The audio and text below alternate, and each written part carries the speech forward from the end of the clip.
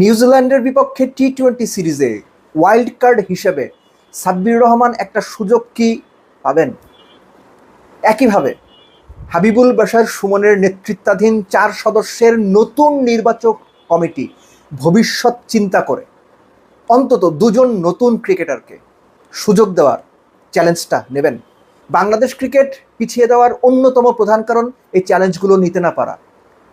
Home সিরিজেও দিনের পর দিন টপ প্লেয়ারদের খেলিয়ে যাওয়া, সুযোগ থাকা সত্ত্বেও নতুনদের নিয়ে এক্সপেরিমেন্ট করার সাহস না দেখানো, কেননা সমালোচনা হবে। আশা করি হাবিবুল বাশার সুমনের নেতৃত্বাধীন কমিটি সেই সমালোচনাকে ঢেকে রেখে নিজেরা যেটা ভালো মনে করবেন সেটা করবেন, জনপ্রিয় সিদ্ধান্ত নিতে যাবেন না। সাব্বির রহমান, আলিসাল ইসলাম কিংবা ধরেন আব্দুল গাফফার সাকলায়েন, এদের নিয়ে একটা আলোচনা আছে, আগেও ছিল। ফার্স্ট আমি যদি সাব্বির রহমানকে দিয়ে শুরু করি, আপনি সাব্বির রহমানের শেষ 10টা ম্যাচ যদি আপনি দেখেন, আইডিয়ালি 2টো ইনিংস আপনি পাবেন যেটা নিয়ে আলোচনা করা যেতে পারে। একটা ছিল ওয়ানডে, ওটা বোধ হয় নর্থ জোনের হয়ে সেন্ট্রাল জোনের এগেনস্টে কত আপনার 52 বা 53 বলে 70+ একটা ইনিংস খেলেছিলেন, 5টা ছক্কা মেরেছিলেন। আর বিপিএলে 16 বলে 25 রানের একটা ইনিংস খেলেছিলেন।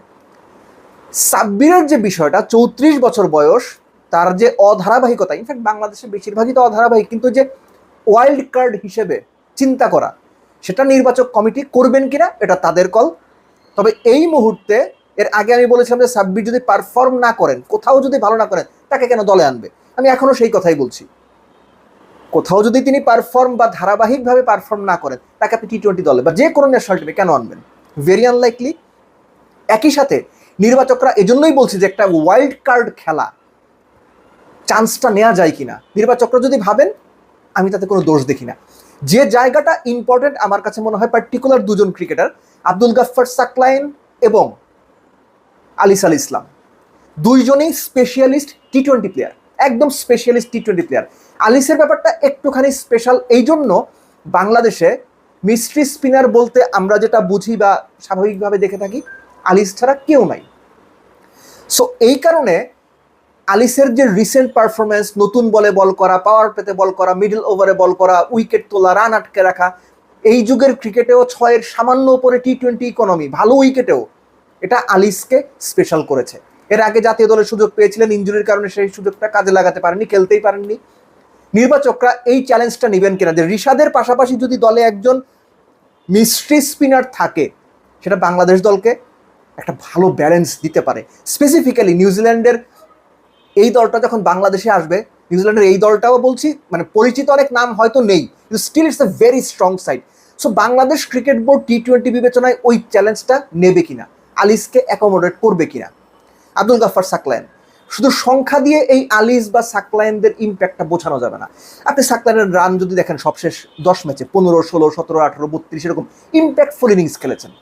সবশেষ 10 টি-20তে বোধহয় সাকলায়েন 13 উইকেট পেয়েছেন। কিন্তু সাকলায়েনের যে ভ্যারিয়েশন, সাকলায়েনের যে অপোনেন্টকে আটকে রাখার সামর্থ্য, সাকলায়েনকে অনায়াসেই যে 4 ছক্কা মারা যায় না, সাকলায়েনকে চাইলেই যে একেবারে 20-22 তোলা যায় না, এটা সাকলায়েন প্রমাণ করেছেন, অন্তত ডোমেস্টিকে বিভিন্ন সময়। সো নিউজিল্যান্ডের বিপক্ষে এই সিরিজটা আমার মনে হয় যে হাবিবুল বাশার সুমনের নেতৃত্বাধীন কমিটির জন্য একটা চমৎকার সুযোগ সামনে আসছে, যে তাদের যে ভিশনটা, নাদিফ চৌধুরী কিংবা নাইম ইসলাম, তারা তো মোটামুটি রিসেন্ট টাইমেই ক্রিকেটটা ছেড়েছেন, তারা ক্রিকেটটা নতুনভাবেই খেলেছেন, নিজেরাই খেলেছেন। সো তারাও সম্মিলিতভাবে ওই ভিশনটা আমাদের দেখাবেন কিনা যে না, আমরা সাহসী হতে জানি, আমরা প্রয়োজনে জনপ্রিয় সিদ্ধান্তের বাইরে গিয়ে অজনপ্রিয় সিদ্ধান্ত নিতে পারি। একই সঙ্গে হায় হেরে গেলে কি হবে, দর্শক সমালোচনা করবে, মিডিয়া তো শোয়াই দেবে, ধুয়ে দেবে, এই চিন্তাকে একদম উড়িয়ে দিয়ে বাংলাদেশ ক্রিকেটের জন্য ভিশনারি একটা সেটআপ নিয়ে যদি তারা কাজ করতে পারেন, অন্তত আমি তাদের বাহবা দেব। বাংলাদেশ নিউজিল্যান্ডের সঙ্গে সিরিজ হারতে পারে, কোনো অসুবিধা নাই, কিন্তু নির্বাচকরা কোন ভিউ থেকে দলটা গঠন করছেন, এটা আমার কাছে ইম্পর্টেন্ট। এবং একই সঙ্গে যারা দলে থাকছেন, স্পেসিফিক্যালি নতুনদের যদি সুযোগ দেওয়া হয়, তারা কতটুকু সুযোগ পান, কতটুকু সুযোগের সদ্ব্যবহার করেন, that is also equally important. Expect করবো যে নিউজিল্যান্ডের বিপক্ষে হাবিবুল বাশার সুমনের নির্বাচক কমিটি কিছু সাহসী এবং চমৎকার সিদ্ধান্ত নেবে, যেটা ভবিষ্যতের জন্য বাংলাদেশ টিমের প্ল্যান, ভাবনা, সেটার একটা রিফ্লেকশন থাকে।